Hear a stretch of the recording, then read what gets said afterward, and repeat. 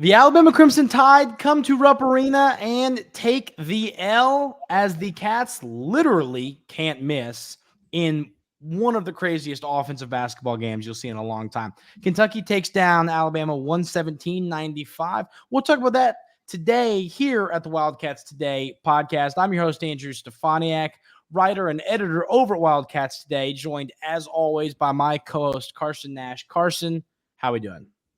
I'm doing amazing.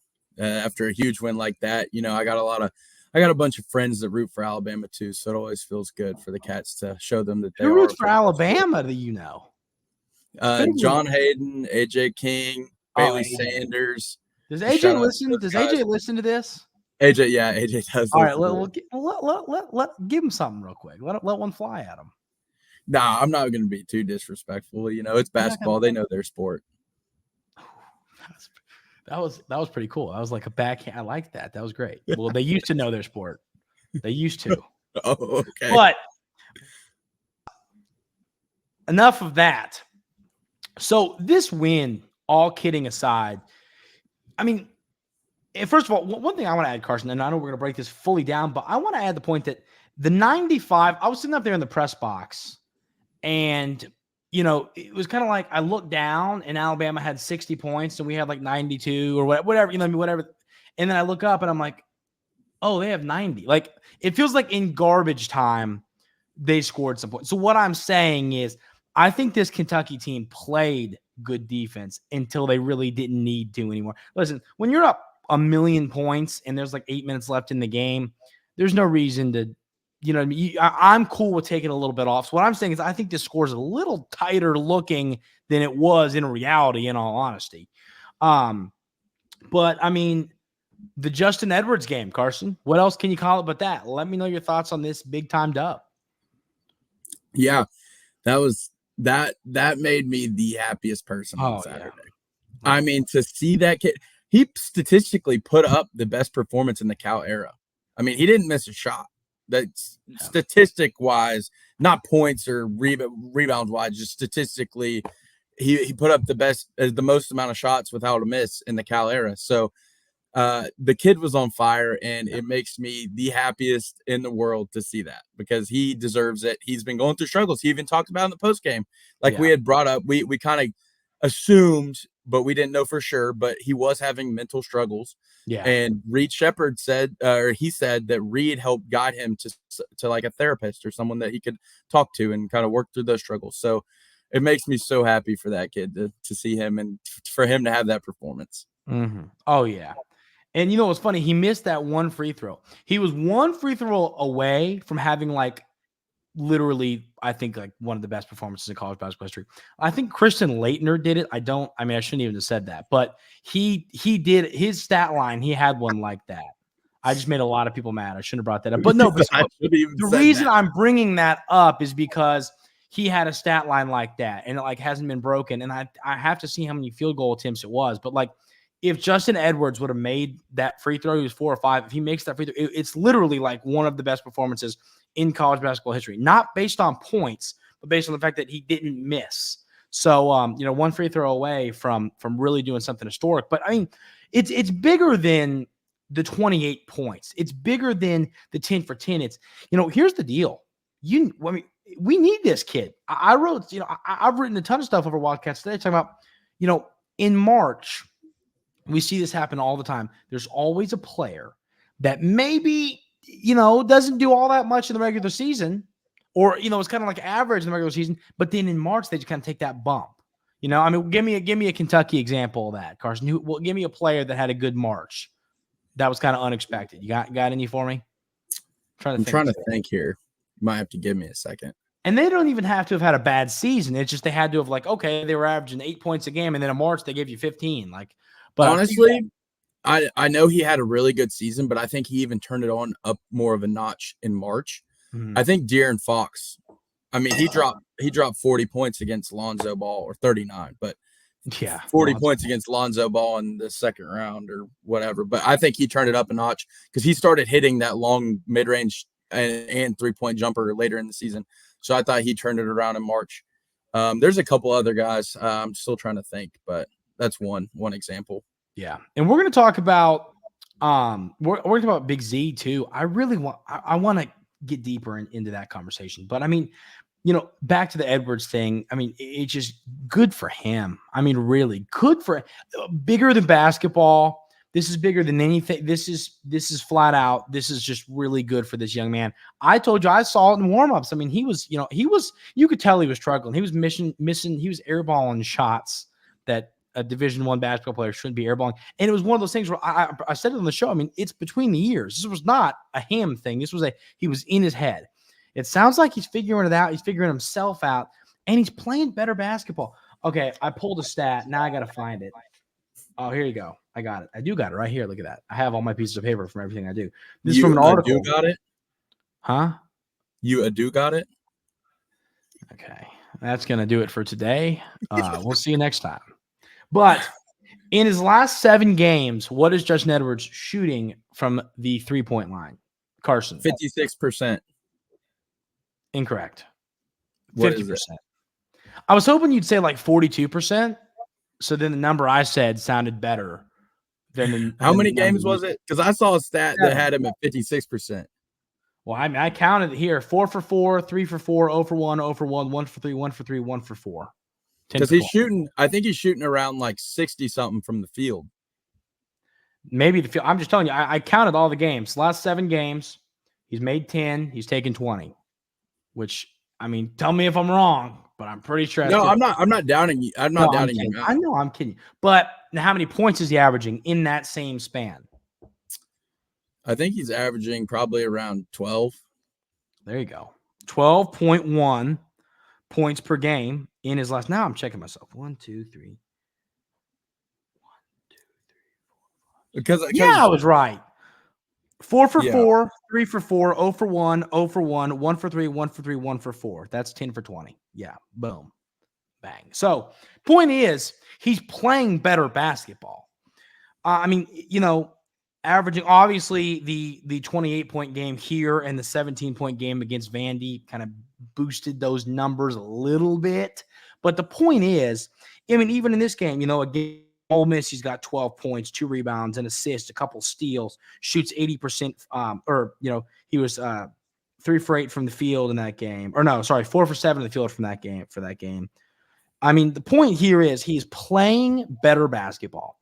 And what I'm asking from Justin Edwards is him to just give you 11 points in March, 10 points, have maybe a game that gives you 15. If he can do that, because we know what you're going to get from Rob and from Reed and from Antonio Reeves and now kind of from Adu. We know you're getting offense from other places. But if the guys who aren't giving you much, start giving you double digits, that's when the best, in my opinion, obviously KenPom doesn't back that right now, but the best offense in college basketball becomes even better. So, I mean, Carson, what other play? I mean, well, talk to me about Big Z. Talk me, either gas me up on him or take me down to earth on him, because I'm ready to spit some fire on Big Z. Yeah. Well, yeah, I'm excited to hear that fire, but I like Big Z. I think Big Z has definitely solidified he's at least number 2 on the center depth chart. He's at least there or behind Ugonna. I think Bradshaw will have to have a different conversation about. But I think this game, and the perfect part is that you have Ugo and Z for different games. And I think this was just a Z game because it's an up and down pace, offensive battle. They don't have big guys. Alabama. He's elite offensively. Yeah. Z is elite offense. His passing, that behind the back pass to Adu. I know he didn't make the dunk, but that was one of the best passes I've ever seen. If Adu dunks that, the place is going to collapse. But he's so elite offensively. Now he's not the best defender, and he makes cheap fouls. Yeah. He makes cheap fouls. But with them playing Grant Nelson as their big, I think it fit perfectly with Big Z in there. And I mean, Ugo gave you good minutes too. I thought Ugo defended very well. So no knocking Ugo at all. I just thought Big Z had more of a chance to get his feel out through this game. So I thought Big Z played awesome, and he was definitely a key part of this team and during this game. Yeah. I mean, once again, Ugo, 2 for 2. I mean, he didn't miss a shot. He had a rebound, a couple personal fouls, 5 points. We'll take that. But here's my rant on Big Z.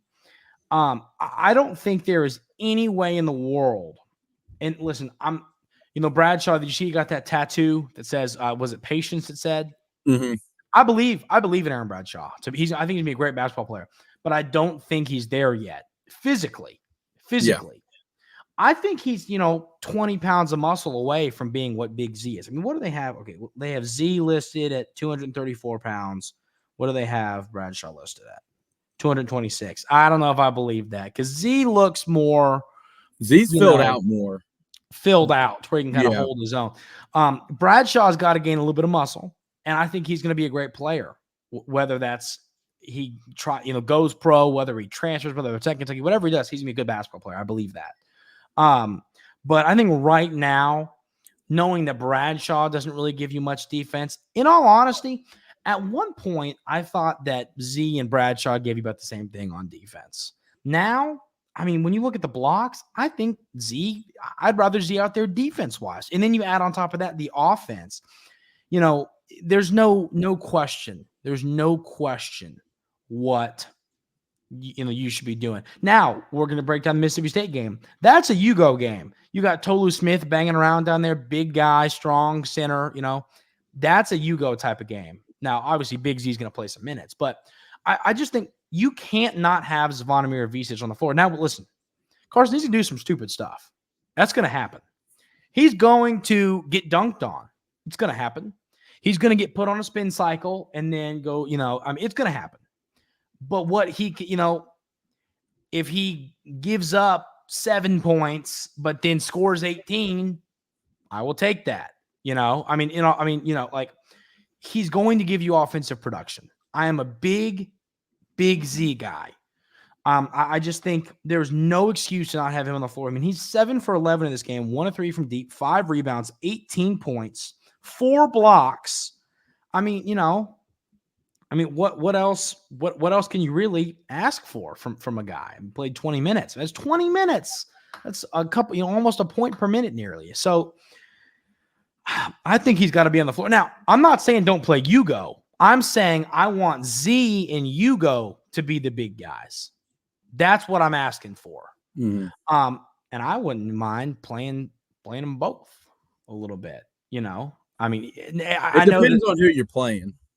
Yeah, but I mean, you would have to have if you did that, you would have to have like Reed, Rob, and Antonio Reeves in. Yeah, if you were going to do that.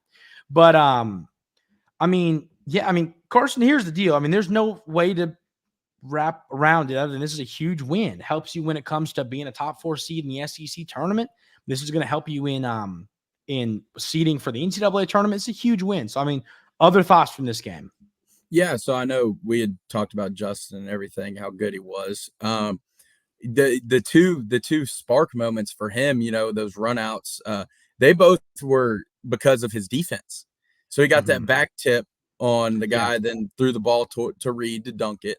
And then the very next play, he read the dude was open for a layup, and Justin went down for the help that we have not seen in how many games. We're finally starting to have help defense. He comes across, steals it, and then it gets back to him, and he hits the 3-pointer and got fouled, and then hit the free throw. But I think the reason why Justin Edwards will continue to be good for this team and continue to get better from where he's at now is because he's picking it up on defense. And I'm a firm believer, and that's where he makes his money, because he is a great defender. But I also wanted to say, so the lineup, we had that big run there at the beginning of the second half. The lineup that was on the court actually was a mixture of Big Z, Justin Edwards at the 4, Reeves, Rob, and Reed. So that's kind of your kill lineup, right? That's we're gonna outscore you. That's that lineup right there, and it worked. I mean, they could not contain us at all when that lineup was on the court. Yeah. All right, I want to talk about somebody else. I'm trying to decide. I guess I'm a big everybody guy on the team. I'm trying Adu Fierro, man. I mean, he's turning into Antonio Reeves, where it's just cool, calm, and consistent. Listen to his last 5 games. 5 games. 12 points, 8 points, 14, 4 points against Ole Miss, and then 15 against Gonzaga. I mean, and that's shooting, pretty good numbers from the field. He's listen to rebounds: 5, 5, 8, 9, 1, assists 2, 2, 1, 1, 2, blocks 1, 4, 0, 0, 3. I mean, he's giving you full stat lines. And not to mention, if his foot wasn't on the line, he would have been 3 for 3 from 3. Yeah, which I'd forgotten about. I've forgotten that he made that long one. If he starts adding that, good. If him and Justin start shooting threes good, it's over. Like, I'm sorry. Like, if both those guys start shooting, you can't guard us at all. And for Adu, that's bigger than just this season for Kentucky. He's going to make a lot of money in the next level. A lot of money. Start shooting the ball like that. Mm-hmm. I mean, this is one of those games, Carson. I think we could sit here and just talk about this game for just an hour. I mean, everything offensively, literally, and what's that mean down to the last minute detail? I mean, it was perfect. It was like 1.5 points per possession almost, which is like insane. We beat Bama playing like Bama. Yeah. And we ran them off the court. They only had they had 16. They only attempted 17 threes, and made. We ran them off the line really well. Mm-hmm. Exactly. That was the whole game plan. I mean, and we said it on the show. Yeah, you don't have to be a rocket scientist to know how to defend Alabama. You have to extend the 3-point line, run them off the 3-point line. You can't let them, because they love to walk into threes, in transition. They love to. You can't let them do it. We stayed with their guys all game. And once again, the numbers, because of the garbage time, are gonna look a little bit, we give up 95 points. Yes. But I mean, I think if they kept that intensity in garbage time, they probably allow 80 to a team that averages 91 or whatever. So, and I mean, there's no excuse for it, but in all honesty, I'd rather, keep people healthy, and who cares? You won the game by 23 points. I don't care. So, I mean, this is just an all around great, incredible win for the Kentucky Wildcats. I don't know what else to say, in all honesty. I mean, this is just a huge win. You needed one. You needed the quad one win. The LSU win, I mean, it was a kick in the face. It was a roundhouse, just scissor kick right between the eyes. And then this win over Bama makes you feel better about it. Now, I mean, I want to take that as the transition. Do you have anything else to say about this game, Carson, before we get into the Mississippi State game?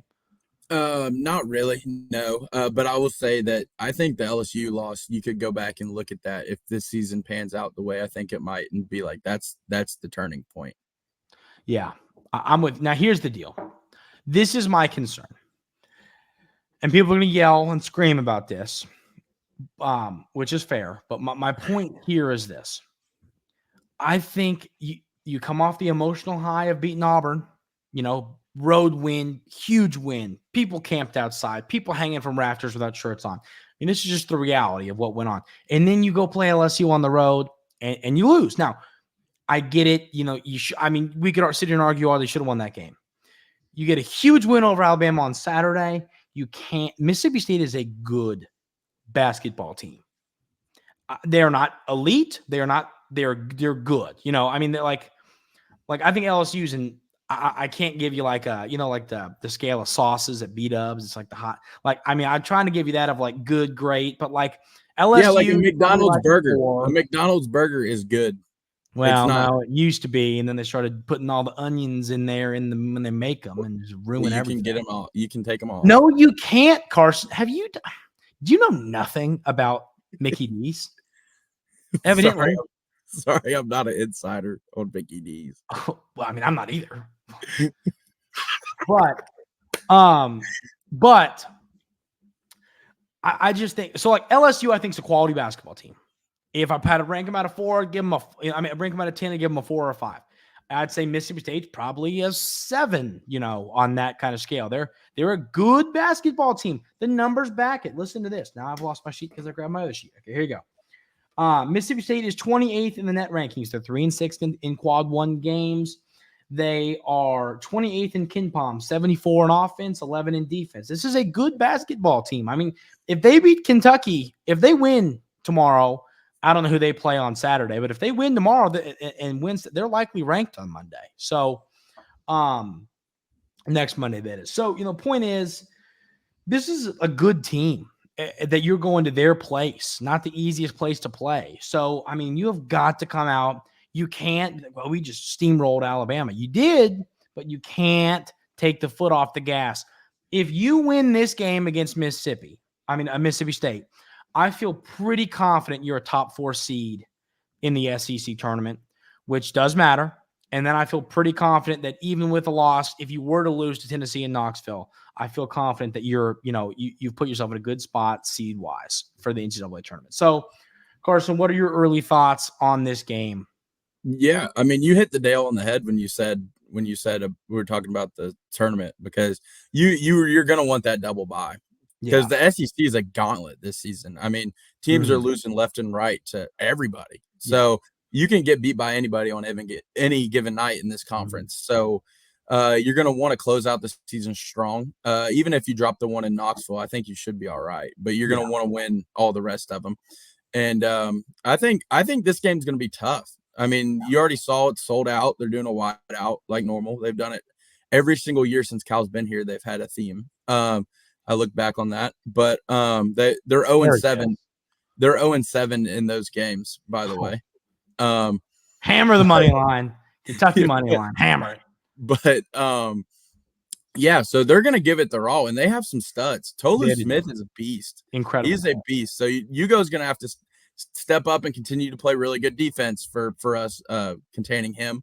Our offense is going to just have to continue what they're doing. They're elite.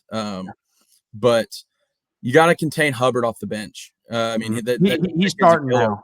He's starting now? Okay. Yeah, they made that change. He wasn't when they came to Rupp. Yeah, so you got to contain Hubbard in general. He's a scorer. He's a threat. He's very much of a threat in a road environment where his fans are going to be wanting him to shoot the ball. So he's going to be a big threat. So the defense has to step up and continue to play well, but the offense just has to continue to be elite.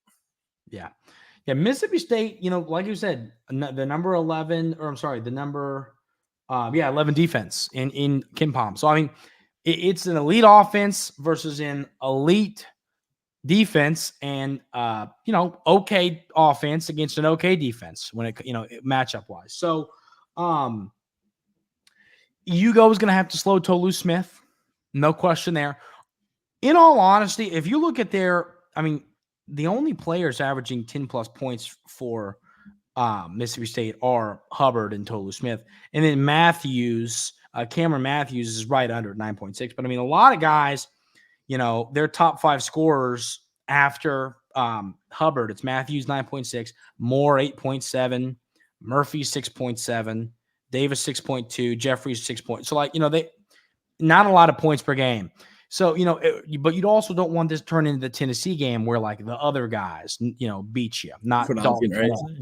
Right? So it's a pretty simple game to me. You gotta slow Tolu Smith. You gotta make sure you're playing defense on Hubbard. Let me double check. I'm pretty sure he's a 5'10" guard. DJ 6'4", Robin Reed 6'2", 6'3", Antonio 6'6". Get hands. If you can get hands. And to be fair, they've done a pretty good job this season of guarding the little guards. Ziegler went nuts, but I think that was more off of they got penetrated. He found himself open. The Tennessee game, we're not going to break that down, right? We're not talking about that. Yeah. But we did a really good job on Sears. I thought we did. We took him out of the game in the first half, and that kind of. And it was funny because he had 20, but it was the quietest, never he never had a big. He was never a problem in the game. Yeah, he was never. And he had probably 12 in the second half when it was already he had a lot late when it didn't matter. Garbage time points when he had a lot of garbage time points. Over. I believe he had 8 garbage time points. So Kentucky did hold him down. Mm-hmm. But like I said, this is a game where you got to rebound the basketball. I want to see what happened last time on the boards. I'm going to pull up this game from last time. I know Kentucky won that one 90-77 in Rupp Arena. Tolu Smith had 26 points. He was 11 of 15 from the field. Reeves has 27 to one up him. And let me see. Rebounds actually they were even 33-33 both teams. They had 2 more assists than Kentucky, 22-20.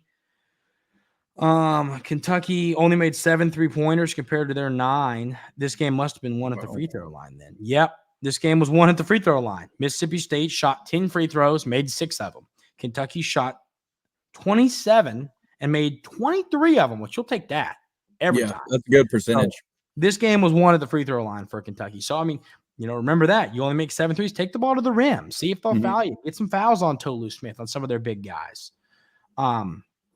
So, I mean, Carson, you got anything else before we talk about some score predictions and MVP-related stuff? No, you really just have to focus on Tolu and Hubbard on the offensive end, and everything else should work out in your favor. I mean, those 2 guys are the 2 that can really beat you. I want to talk about one more thing. Not really related to Mississippi State, but in the way it is. And then we'll do score predictions. What are your thoughts on DJ Wagner, where we sit right now? I'll give you my thoughts. I'm a little worried about him more now than I was after last game, just because I don't think his decision making was all that good in the Alabama game when he's on the court. And you can control. You can't control the other things. I feel like the decision making should be something that he should be really good at. That and defense. I feel like should be 2 of his best traits. And he was good on defense. I thought he was pretty good on defense in the game regardless years. And that helps. But what I'm saying is there's going to be – I'm not saying defense doesn't matter because we know it does matter. But what I am saying is in March, you're going to need DJ Wagner to score the basketball or he can't play. I mean, that's the reality here.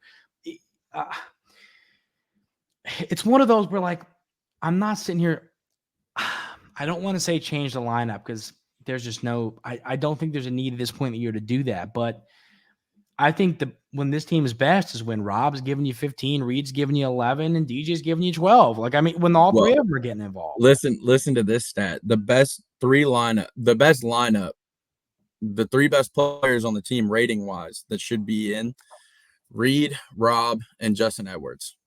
That's the highest rated. And Justin might surprise you, but that's – based on statistics, that's the highest graded lineup that we have. Yeah. So, I mean, I don't know what to say about these. I mean, 1 of 7 this game, 0 of 4 from 3. It's like, hey, stop, shooting them. And it's funny because none of them are like in and out. They're like all like, pretty brick, they're bricks. I don't have. And maybe we're running into a second Justin Edwards situation because. Yeah. I mean, DJ was not a bad shooter at the beginning of the season. He wasn't. He was shooting pretty good. And then now he's running into where he can't make anything. He's having some serious struggles. And I think some of it might be mental too. I know the injury happened, and I think it could also be mental too. He's shooting 25.7% on the year from deep. And here's the deal. That is going to hurt his draft stock. He's got to be able to shoot the basketball. But also, but when it comes to right now, which is what we care about and are discussing, which is Kentucky basketball, he needs to stop shooting the basketball and go to the rim. Yeah, because he's with the way that his shots are hitting the backboard, and we haven't been. It feels like we never get an offensive rebound on his, hard hit rim 3. Yeah, and I mean they're basically a turnover. I used to say that about Severe Wheeler all the time. When he shoots the ball, it is a turnover. Because it is a brick, and they will get a rebound. And a run out. In a run out. DJ Wagner needs to start driving the basketball, which we know he can do that, and passing. If he can prove that, an NBA team will take a shot on him, knowing he can develop this shot. We know he can do it. Maybe he's in his head, but he's got to prove he can do those 2 things. He needs to stop. I don't know if continuing to shoot is going to get you out of it. I think seeing the ball go through the hoop, whether it's on a layup, whatever, is going to get you out of it because you're going to see it go through and it's mental. So, here's the deal. DJ needs to get to playing better before March because we need him. We need, that's the reality here. This is just like we said with Justin, we were kind of having to knock his play. We're not trying to do this. We're saying, hey, we need you. We need DJ to play well. So he's got to get out of this slump and get himself going before postseason play gets here. And heck, 4 games, right? 3 games? 4 games. Yeah, we're getting close. We're almost there. So he's got 4 games really to get himself right.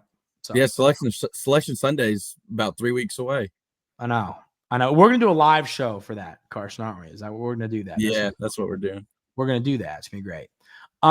Give me an MVP and a score prediction for this Mississippi State game, and then we're going to call it a day. You want to tell everybody what you did this weekend? Well, I went down to Gatlinburg, Tennessee, and enjoyed myself. Had a good weekend. It was a good time. You get anything reckless at Aldine's? No, it was calm. We didn't drink anything alcoholic or nothing. Did the top stay on the whole time there? And No. I need an honest answer. No, it didn't. Okay. That's all I needed to hear. The people needed to know that. Okay. But so I got for MVP, I think we're gonna have a Rob Dillingham performance where he goes over 20. I think Rob on the road. Road Rob. He goes nuts on the road. Yeah. I had Rob. But Road Rob is gonna lead us to a 90-78 win over Mississippi State. I think it's similar to the last game. I think we are the better team. I think their crowd will be good. It's not going to be crazy. But I think we do get it done down there. I think we're starting to pick up some steam and carry that over to a good road win. Yeah. And what did you say your score was again? I know you said Rob. 90-78. I have it a little tighter than you do. Okay. I have 78-73 Kentucky wins. I also had Rob Dillingham, but I'm going to say you go, since we just talked about it, slowing Tolu Smith is going to be everything in this game. So Rob, I think Rob, he does do well on the road. He does do well when the offenses seem to be going, and Rob can just close his eyes and just throw the ball and it goes in the hoop. And it goes in. Yeah. I mean, talk about the layup that he had in the Bama game. I mean, you mean the LSU one? Is that the one you're talking about? No. The Bama one where he throws it up left-handed, hits off the top of the backboard. Yeah. I thought you were talking about the one against LSU where that one was punched in the face and that one was more skilled. That was insane. Yeah. Oh, did the top stay on? I can't get over that. Okay. So yeah, I'm gonna go with Hugo. I think stopping Tolu Smith is going to be huge in this game. I think it's going to be everything. So Hugo's got to play well. But I do think Kentucky gets the win. And I think if they get this win, because we know I'm not really worried about, who's still got to come to Lexington? Is it I know you're going to go to Knoxville. Let me pull it. It's, Arkansas and Vandy. I feel pretty confident in winning those two. Yeah. Games. So if you can win this game, worst case scenario, I think you're going to finish these last 4 3-1. Yeah. Best case would be 4-0. So win this game. And all you would need really is, South Carolina, Florida to drop a game because are you tied with Florida? Yeah, you're tied with Florida. If you can go, and they still have to host Missouri, which is a win, and they go to Vandy, which is a win, but they play South Carolina on the road and Bama at home. All you got to do is just hope that Florida can go 0-2 in those two games. You go 3-1. Even with the loss to Tennessee, you got that 4 seed, which is going to be important. But yeah, anything else, Carson? Call it a day? No, that's all I got. A good win there. We definitely needed that one. Very uplifting, and I think the Cats are going to get it done and beat up on some Bulldogs. Exactly. Well, we will have a post game for this while also previewing the upcoming game. So we're going to sit here. Why have I forgotten who we play now? Who do we play on Saturday? Is it Arkansas? It's Arkansas. It's Arkansas, yeah. I just want to make sure. So on Thursday or either Wednesday or Thursday, we will have a probably Thursday. We will have a post game on this, and then we will preview the Arkansas game, break down what happened, hopefully in a big Kentucky win, and then preview the Hogs coming to town. But that is going to do it for today's episode of the Wildcats Today podcast. Hope everybody has a great rest of your day today. Yep, you see the buttons. We put them there. Hit that subscribe button. Hit that like button. Tell a friend about the show. Word of mouth, marketing. Love it. Helps. Yep. So appreciate y'all that listen every day. Comment. We really do. It means a lot to us. It does. It's awesome. Seriously. Everybody have a great rest of your day today, and we will see you for a little post game. We will see you next time